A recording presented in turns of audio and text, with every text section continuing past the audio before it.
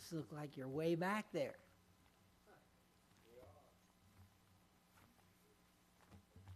Well, good morning.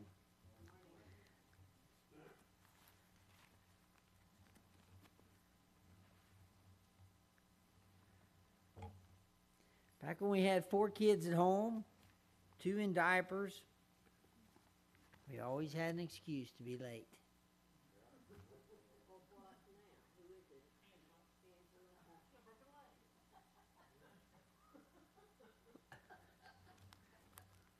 Let's not talk about this anymore. I'll take credit this morning. But I wasn't changing any diapers. Thank God. You probably never changed them when they blew. Are you hindering the Spirit? I said the older men years ago didn't. We couldn't change them. Oh my. I hear some amens out there. All right. Feeling good now. All right. All that praying went on. Let's just get started. Last week, we talked a little bit, or we wrapped up, right? We had Jacob, Esau. They get together again for the last time and buried their father, Isaac, in Hebron. I like that word. Hebron. I like the word Bethel. You know why? When I hear that word, I wonder, every time I hear that word, I think of that place over, actually my son works there now, but that's not why I'm thinking of it.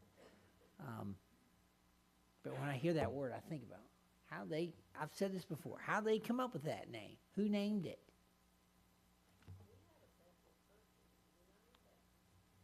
Yeah, there's also a Bethel church up on 13 on the other side of Mansfield.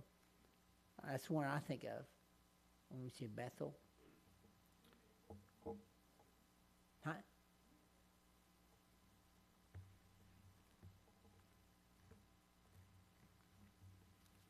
Those names are meaningful. They are to me, at least when I hear them. I guess I like to think about how they come up. I mean, I don't care. I really don't care. I really don't care about how they came up with the name Columbus or Centerburg or Locke, Homer.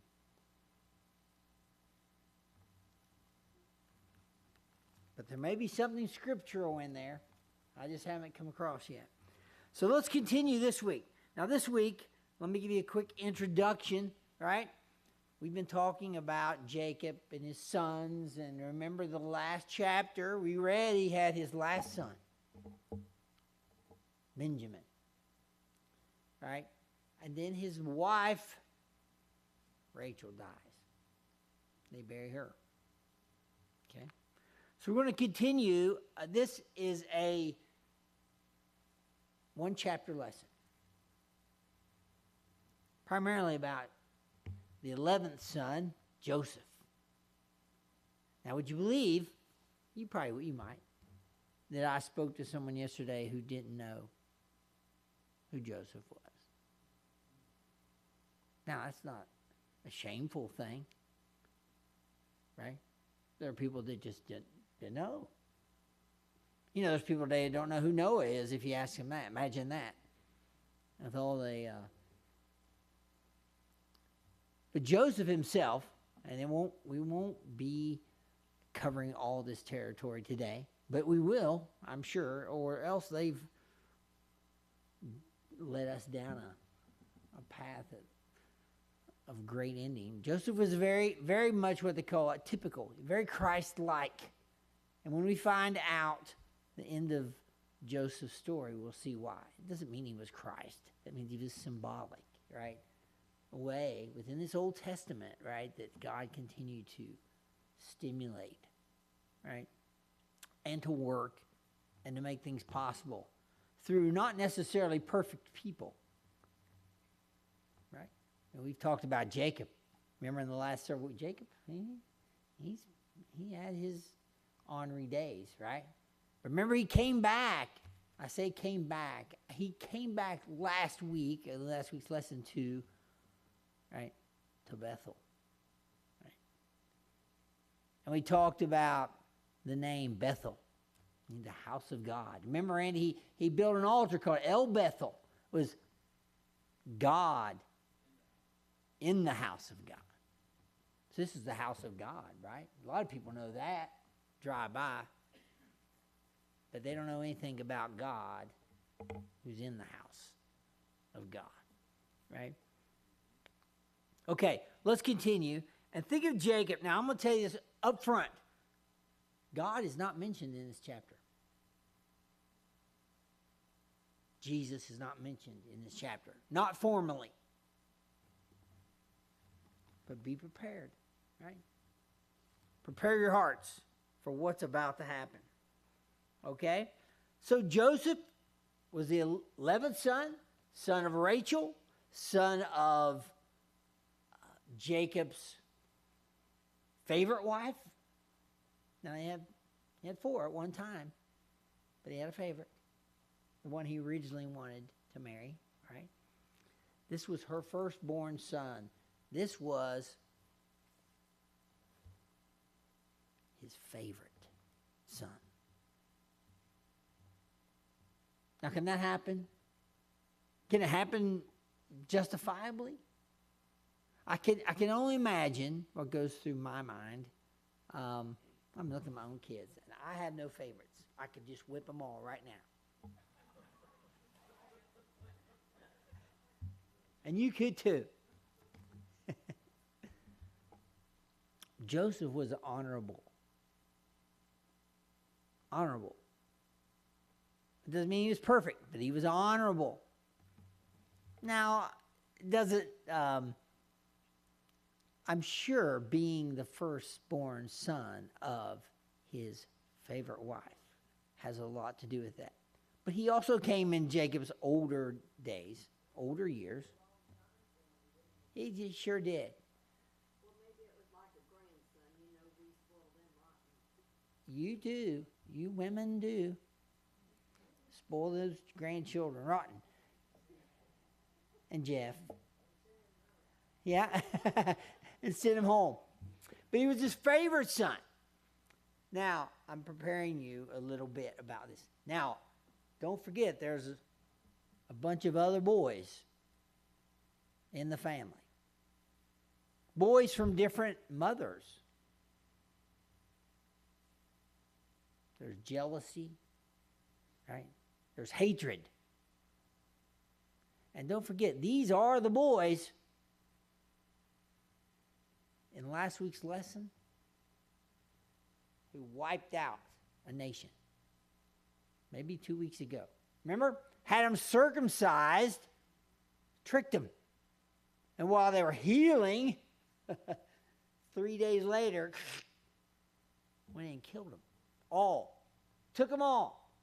So these boys aren't innocent. Because the rest of them went in and spoiled the crops. Brought everything with them. Their asses, mules. I didn't have mules.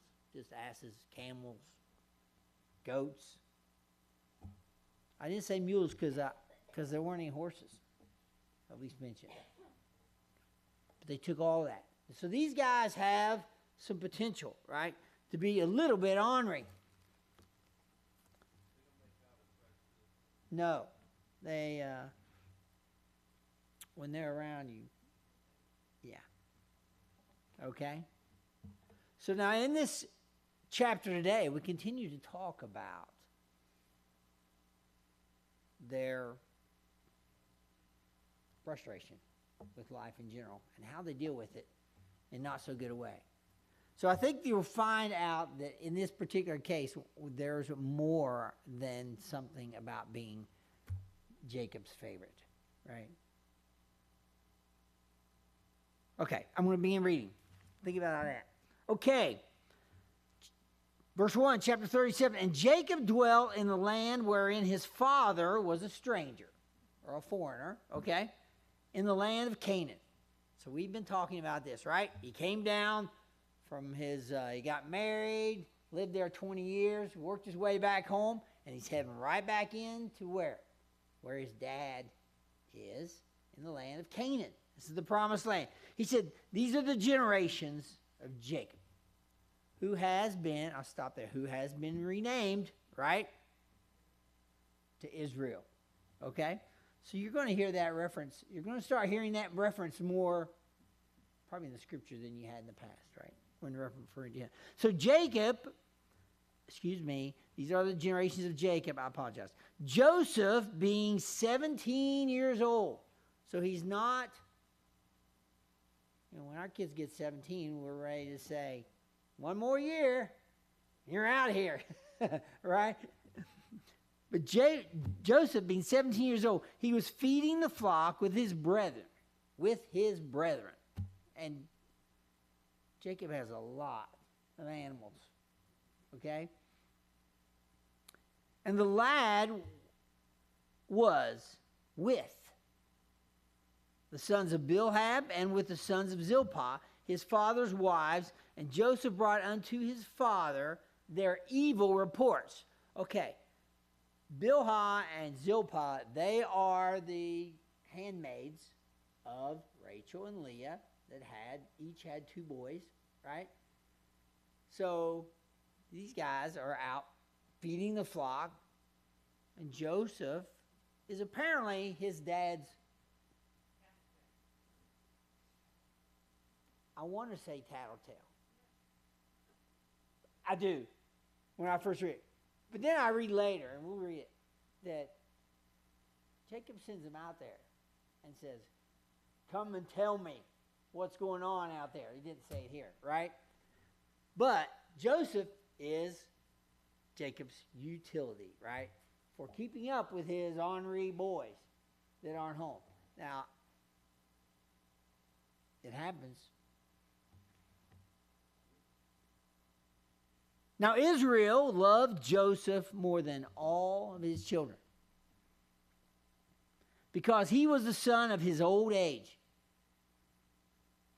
And he made a coat of many colors. A coat of many colors. Why is that important? I have no idea. Okay? I really don't have an idea. But if you read a little bit, there's something about this coat. Something about this, what they call a tunic, right? They kind of, I call them, they look like a robe or something, right? With many colors. I don't know what they use to make them color.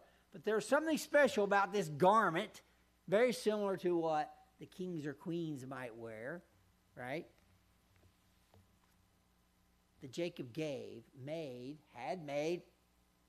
to his son Joseph to wear. So he stands out in the crowd of 12 boys. Very obviously, okay? And when his brethren, right, when their brethren saw that their father loved him more than all his brethren, they hated him and could not speak peaceably unto him. So it's more than just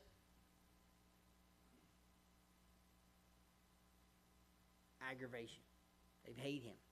They hate Joseph. Okay? That coat made him a public figure that he's my favorite. Yeah. When you see him, you'll know he's my favorite. So give him the respect. They didn't. They hated him. They did. Quite the opposite, right? As if Jacob says, this is my man. He's my tool. Be good boys. Tendency to fail in that case. But let's continue. And Joseph dreamed a dream. Now, Joseph, we're going to talk about more and more is a dreamer, right? He's an interpreter of dreams. I'm not telling you into the story, but there's more coming. But he has dreams as a young man. He dreamed a dream and told it his brethren. And they hated him yet more. And he said unto them, hear, I pray you, this dream which I have dreamed. For behold, we were binding sheaves in the field. Okay? Now, Sam, you got a picture of a sheave up there? Example sheave? This is just for you to. That's it. So it looks like you're going to Amish country, right? You know, they actually have machines that make sheaves. They don't bale them, they make sheaves. I don't have one. But yeah, those are kind of, those aren't really bowing. Those are just laying on top of each other, right? But you remember the song? Bringing in the sheaves, bringing in the sheaves. Come rejoicing, bringing in the sheaves. Well, these guys are bringing in the sheaves. They're binding the sheaves. They're tying them up, binding them up. And these are like grains of some meaningful crop, right? Wheat, rye, I don't know, barley, all those things that they raise over there that they use for feed. So Joseph says, behold, we were binding sheaves in the field, and lo, my sheaf arose and also stood upright. And behold, your sheaf stood round about and made obeisance to my sheaf. Now, if you, right off the bat, you think Joseph is a little smart aleck, conceited, brat, right? Like, I'm daddy's favorite. But there's nothing in the scripture here that indicates that Joseph is doing any more than, as the little brother, right, sharing his dream. Now, I can't tell you any more than that, right? But they don't like it. Verse 8 says, and his brethren said to him, shalt thou indeed reign over us? I can imagine the tone. Or shalt thou indeed have dominion over us?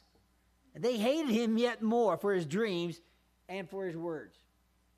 And he dreamed another dream and told it his brethren and said, behold, I have dreamed a dream more. And behold, the sun and the moon and the 11 stars, that's the rest of the boys, right? Made obeisance to me. So he took it a little further, this next dream. Not only did he reference, or the dream reference, his brothers, also his father and his mother. Mothers, right? Now listen to this. And he told it to his father and to his brethren, and his father rebuked him and said unto him. Now rebuke to me, I don't, that sounds harsh, right? But I think it just basically means calls his attention to, right? Don't stir things up. Think about this, right? He said to him, what is the, his father and to his brethren, and his father rebuked him, apologize, and said unto him, meaning Joseph, he says, what is this dream that thou hast dreamed? Shall I, meaning Jacob, shall I, Jacob, and thy mother and thy brethren indeed come to bow down ourselves to thee, to the earth? Now, if you know the story of Joseph, this is prophecy. Is this prophecy? I'm not telling you in the story. It is. What was the thing we said about prophecy a while back? If it's God given, it'll happen. Right? I can't tell you the end of the story. You have to come back to Sunday school. And his brethren envied him, but his father, here, observed this saying.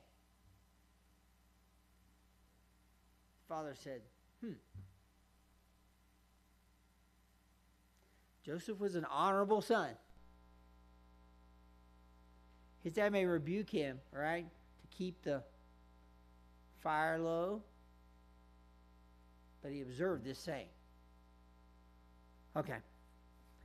Don't forget, Jacob has reestablished his relationship with God. This is a different Jacob than the, what's that? This was before Moses, several hundred years, at least 400 or 500, right? But Moses was, don't forget, Moses was a son of Jacob's son, Levi. Okay? That's coming. Okay, let's continue. Okay, and his brethren went to feed their flocks in Shechem. Okay, let's talk about Shechem. Who's Shechem? Right? That's the son of the guy, of the group of people that agreed to be circumcised.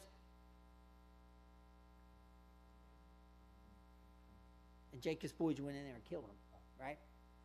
So he apparently had lots of sheep still trailing behind, right? Still in Shechem. He has moved south, right? He went down to get to Dad's house, and he guess he's got lots of animals, right? So they go back. They're still looking at the flock in Shechem. And Israel said unto Joseph, notice they're referencing Israel now and not Jacob. Israel said unto Joseph, do not thy brethren feed the flock in Shechem? Come, and I will send thee unto them. And he said to him, here am I. Meaning, whatever you say, Dad. Okay? That's verse 13. Let's go. And he said to him, go, I pray thee, to see whether it be well with thy brethren. So therefore, as reference to the earlier scripture, it's as if Jacob is saying, go check on these guys. See whether it be well with them with thy brethren, and well with thy flocks, and bring me word. Again. So he sent him out of the vale of Hebron, and he came to Shechem. Now let me give you a little quick, Jake, if my geography is correct, right? From Hebron to Shechem is about 50 miles. No trains, airplanes, cars. Yeah, donkey or camel, right? Sent him 50 miles back to Shechem to check on his brothers. Okay? Seems like a long way. And a certain man found him, meaning Joseph, and behold, he was wandering in the field, and the man asked him, saying, what seekest thou? And he said, this is Joseph, I seek my brethren. Tell me, I pray thee, where they feed their flocks. Apparently, Jacob is, and his family is well known, right? Remember, the cities feared them where they went after this incident at Shechem. We talked about that last week. And the man said, they are departed thence, for I heard them say, let us go to Dothan. And Joseph went after his brethren and found them in Dothan. Dothan is another 10 miles north. He's 60 miles from home now. Long ways from Dad. He's not just in the next neighborhood where it would be quite obvious if things were going on, right? That were out of line with his expectation, being the father. And when they saw him afar off, so these guys, brothers, they see him coming. That little dreamer, here he is. When they saw him afar off, even before he came near unto them, they conspired against him to slay him. What's one little 17-year-old chump compared to the nation of the Hivites, right? That we wiped out. Totally. We'll just slay him. He's a long way from home. Dad will never know. Okay. Verse 19. And they said one to another, behold, this dreamer cometh. Come now, therefore, and let us slay him, and cast him into some pit. And we will say, some evil beast hath devoured him, and we shall see what will become of his dreams. So we'll kill him, throw him in the pit, Just tell Dad that something killed him, ate him. I'm not quite sure what kind of animals lived in that country. She-bear? She-bear? He was after her. He got around her cubs, yeah? Okay. Here we go. And Reuben heard it. Now, who's Reuben? The oldest brother of his first wife. It wasn't necessarily, chosen wife is the one he worked 7 years for. Leah, she had 6 of the 12 boys, but the oldest son was Reuben. Now remember, Reuben had been a not so good boy. Lost his birthright in the last lesson or two. However, he steps in, right? Reuben heard their discussion, right? And he delivered him out of their hands and said, let us not kill him. So Reuben, big brother, steps in and says, we won't kill him. Takes him out of their hands. I'm just trying to imagine. It's about as fundamental as I can interpret this, right? If that's the right word, because it's so easy to read. If it was much more difficult, we'd get Jim to teach it. Okay? Let us not kill him. And Reuben said unto them, shed no blood. He said, but cast him into this pit that is in the wilderness, and lay no hand upon him. Semicolon. Get this. That he might rid him out of their hands to deliver him to his father again. Now this is Reuben. Reuben says, don't kill him, throw him in the pit.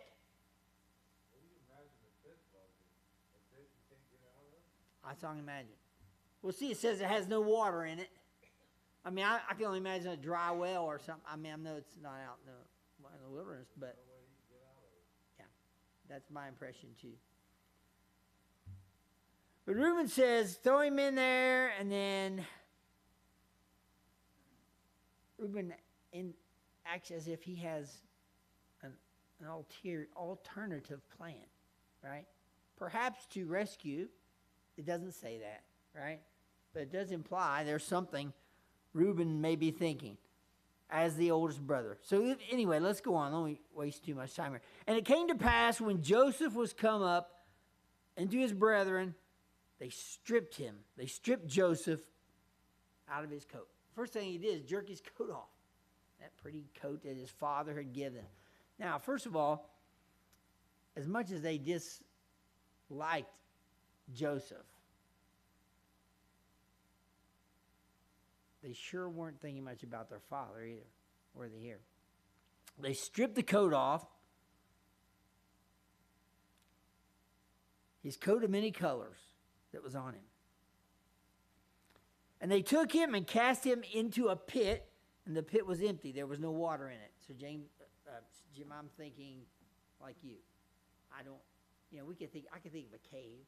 I'm not quite sure about a pit, what that means. But apparently it's one that you're not going to just like scale the walls, right, and get out of. You're going to die. You're going to starve. You're going to dwindle. That was mean of Reuben. If you're going to kill me, kill me now. But I'll put you in the pit and not watch me starve to death and thirst and a slow death. The interesting thing, yeah, you're right about that, is that one comment that Reuben made in verse 22. It says,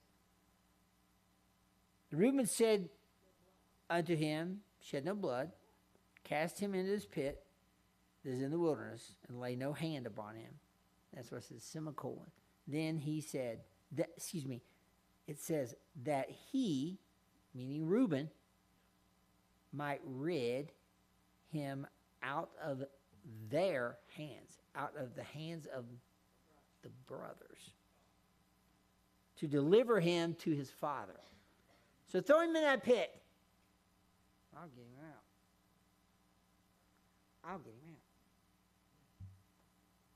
Now, let's continue.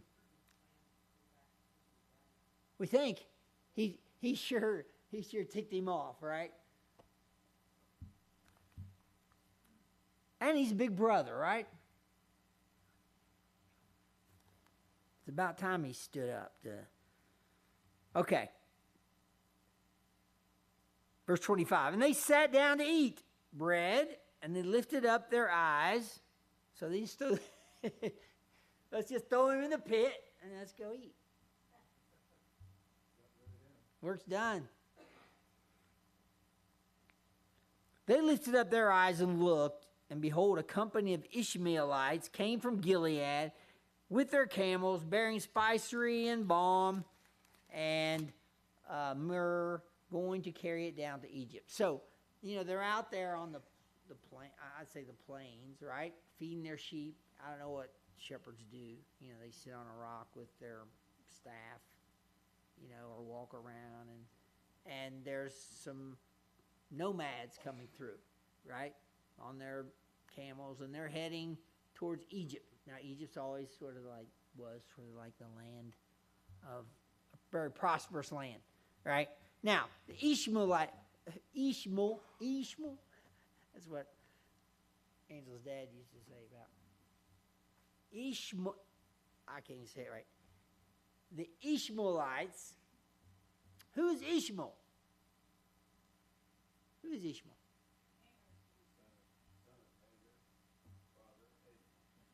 Father Abraham's concubine's son was named Ishmael. Father Abraham's wife Sarah had Isaac.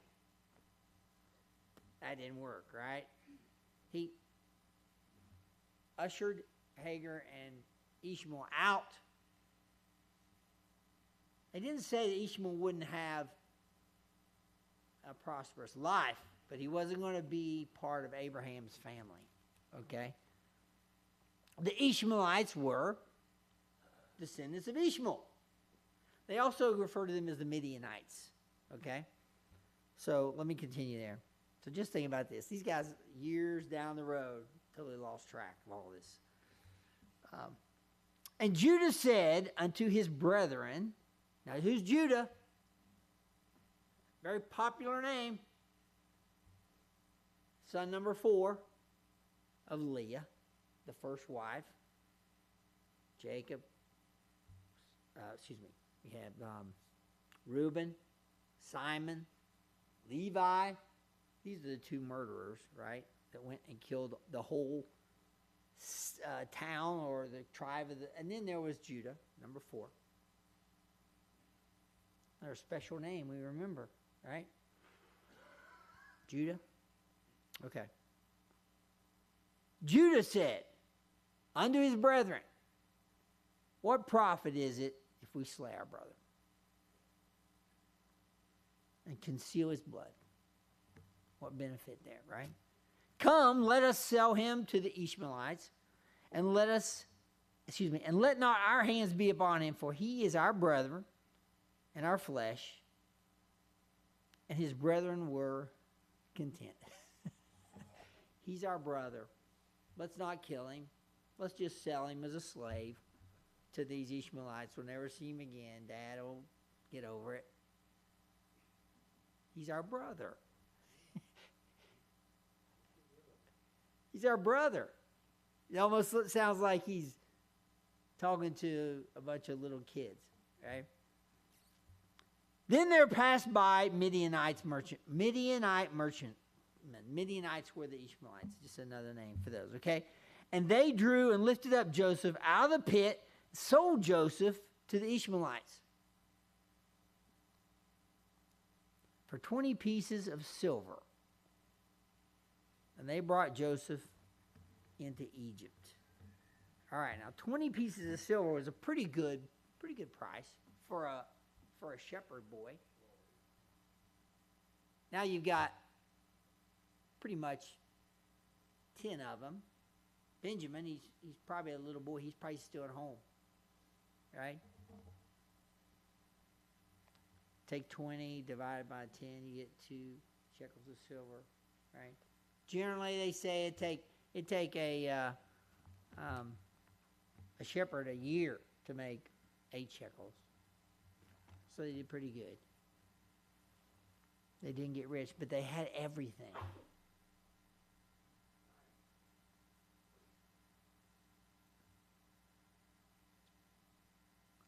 20 pieces of silver. They brought Joseph into, and they, the Midianites, they brought Joseph into Egypt. Egypt. Can you feel it warming up? You know the story, right? And Reuben, get this, Reuben returned unto the pit. Reuben returned unto the pit. Why would Reuben come back to the pit? You'd think he was going to get him out, right? Well, guess what? Apparently, when they threw him in the pit and they pulled him out and sold him, Reuben didn't know about this. This is big brother. I'm in trouble already. He's thinking, right?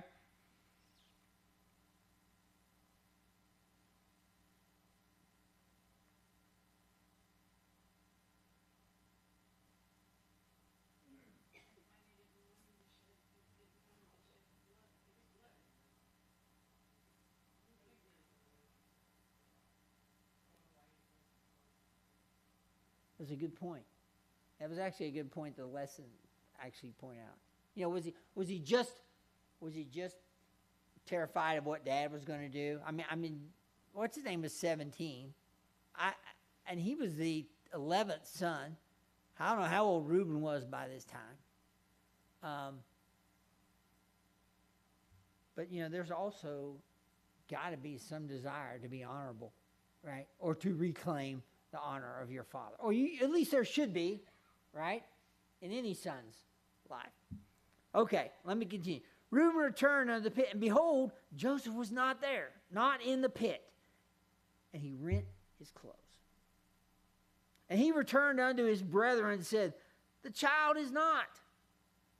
And I, whither shall I go? Meaning, I can't return to my father, Jacob. And they took Joseph's coat and killed a kid of the goats, and dipped the coat in the blood. That's where I was getting back to a minute ago, Jim. They didn't care. You think that there was a better way. But all of this, something about that coat, right, was special. They dipped it in the goat's blood, and they sent the coat of many colors and brought it to their father and said, this have we found. Know now whether it be thy son's coat or no. Meaning what? Could this be the coat that you made specially for Joseph with all this blood all over it? Is it possible? As if they didn't know. To old Jacob, he's starting to see his older days. And he knew it. Verse 33. And he knew it. Jacob knew it and said, it is my son's coat. He said, an evil beast hath devoured him. Joseph is without doubt rent in pieces. So they were successful. Another lie by the patriarchs, right? To cover up their sin. Jacob rent his clothes and put sackcloth upon his loins and mourned for his son many days. Obviously.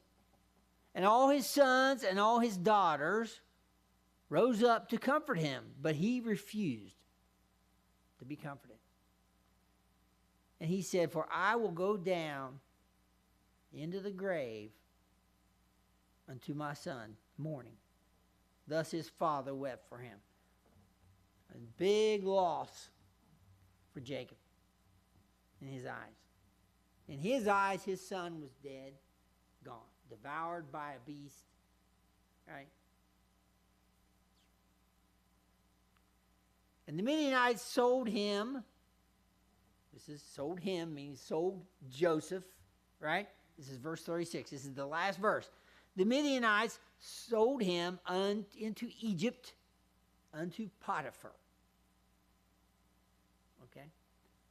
capital Potiphar, an officer of Pharaoh and captain of the guard. Pharaoh was the king of Egypt. Potiphar was high up in the hierarchy, right? Captain of the guard generally meant he was in charge of the prison.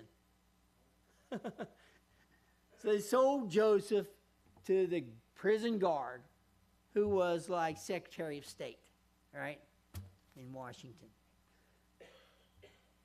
Wow, did I just mess this lesson up, right? Bring politics in. Sold him to Potiphar in the story. End of chapter 37. All right? Now, if you want to be good students, read ahead if you don't know the story. Because things change. Things change. More dreams are told. Joseph becomes very well favored, not unto his father, but unto the Pharaoh of Egypt. Okay? And Dad's still at home crying, mourning about his son who's been lost. Devoured, right? I didn't know if there was a note or anything I wanted to share with you guys on that. I don't think so. But anyway, so not a whole lot of God did this, God did that. But you can see, as Butch has said several times, God is preparing, right? He is preparing a way for his people. His people are who? Those ornery boys and Jacob, who's now called Israel, right? Preparing a way for them and their return, right? Back to the promised land. Okay. Okay, that's it. Questions? Sorry, wasn't more exciting, but this is great stuff. How could someone not know who Joseph was? It's not your fault, right? Someone just never told you, right? Huh? Never read. Oh, it's going to be wonderful. It's going to be wonderful.